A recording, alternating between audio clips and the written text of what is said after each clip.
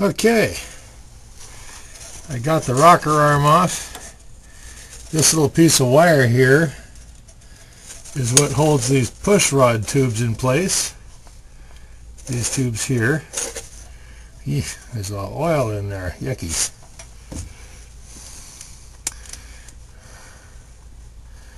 This rocker arm stud on the left hand side right here. Yeah, you can't hardly see.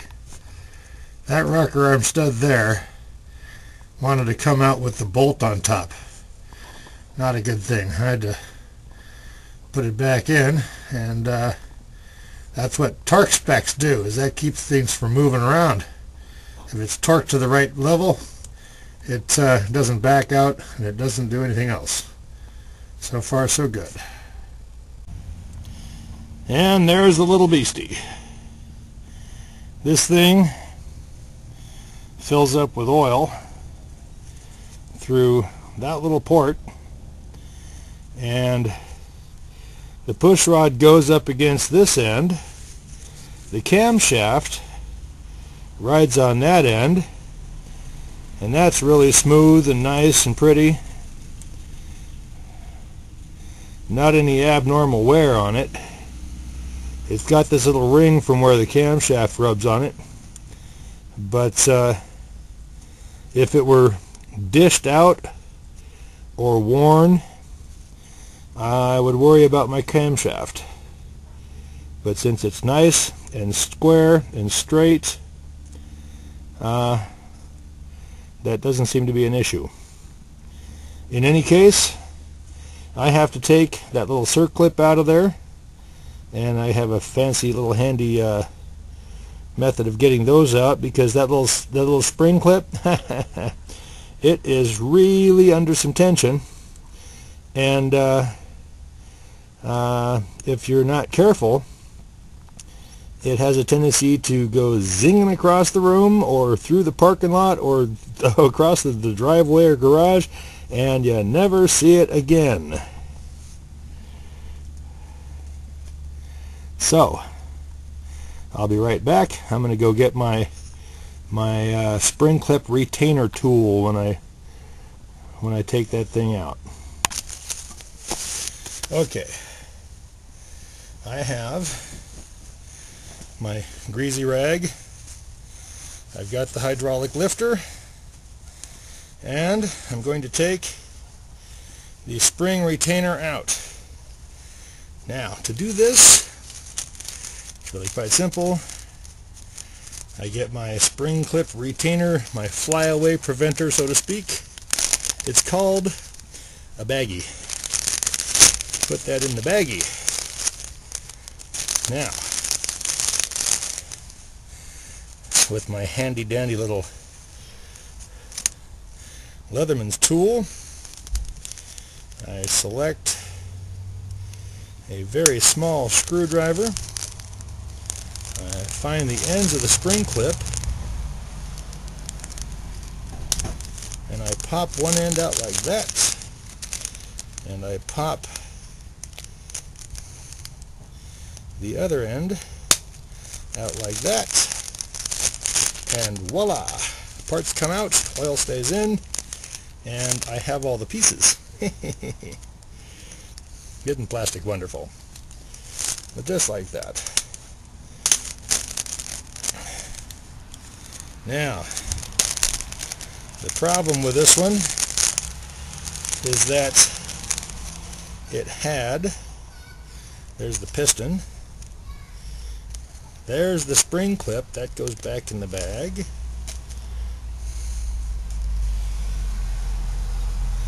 And then, I'm going to find a piece of my oily rag I can oil some more.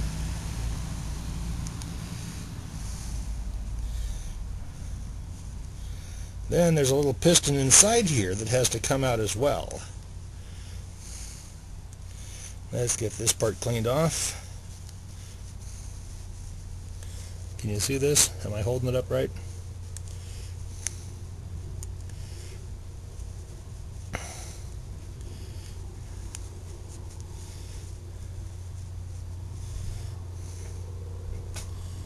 Yeah, it looks okay.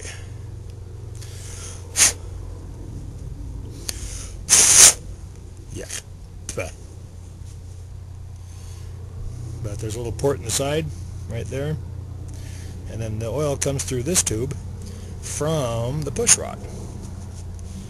That's what helps pump it up.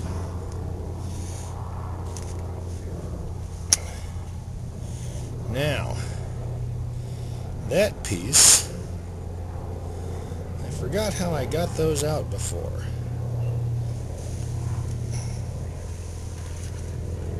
But I have my handy dandy little magnetic extractor. Let's see if this will do it.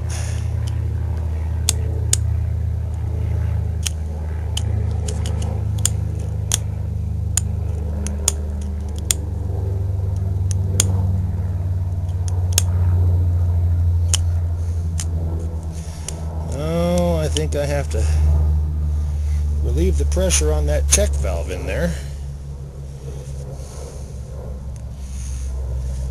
Okay.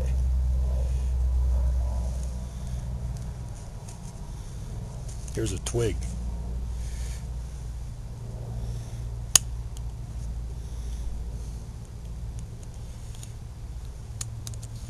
And the twig works. Discardable tools, love them. Okay, there's the internal piston, there's the check valve. And in the bottom of that is a spring. I love magnets. Magnets are fun. You can throw parts at them, then they catch them. If they're steel or iron, of course. Now, what I have to do is clean this all out.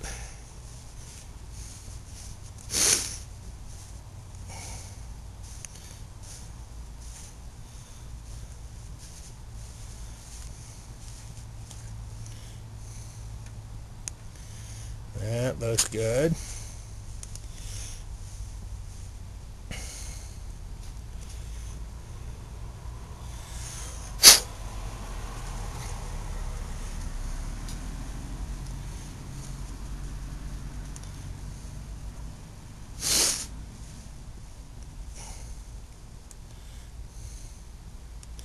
Spring goes back in. I hope you're getting all this. I don't know the field of vision for this little camera, but it should be far enough away it's picking things up. Now, I have to get some oil, some nice fresh oil. Here, I'll set that down on the plastic bag and clean this off.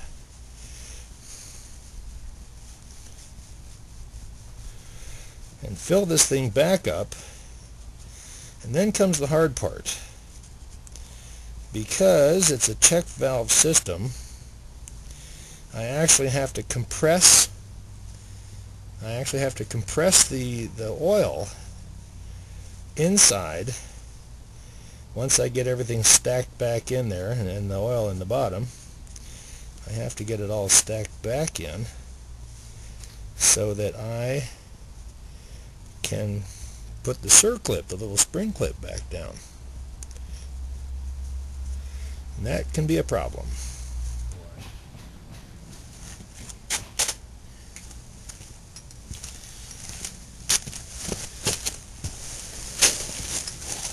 Okay, this one will work.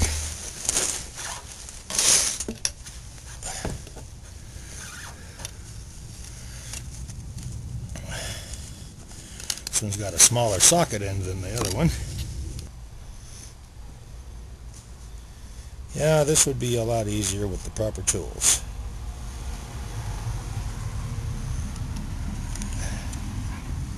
But I don't have the proper tools. I do have an innovative mind.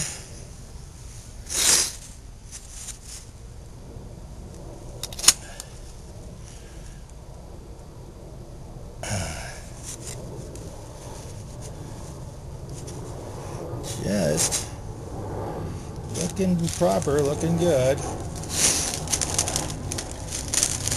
me get the spring clip. Now here's the dangerous part. Get off. Putting this in without it flying away.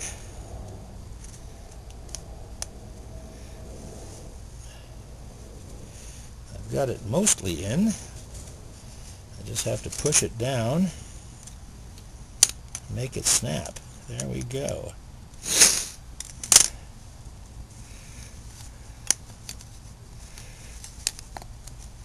Voila, all back in. Like I said, pain in the ass. But I like the fact that I can work on it myself. And it's, you know, granted it's a pain in the ass, but it's not like, well, gee, your computer fried. That's $500. We can just swap out the computer. $500. Yeah. Not my Cooper T, so to speak. Now I gotta put this back in and reassemble the whole top end, or a quarter of the top end on that side, or half the top end on that side, quarter of the top end total, and hopefully it will not go clacky clacky clack so much.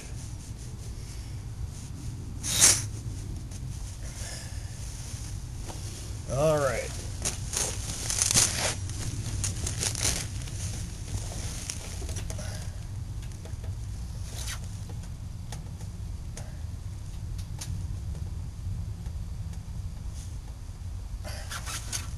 There. Back in. But you didn't see that because my knee was in the way.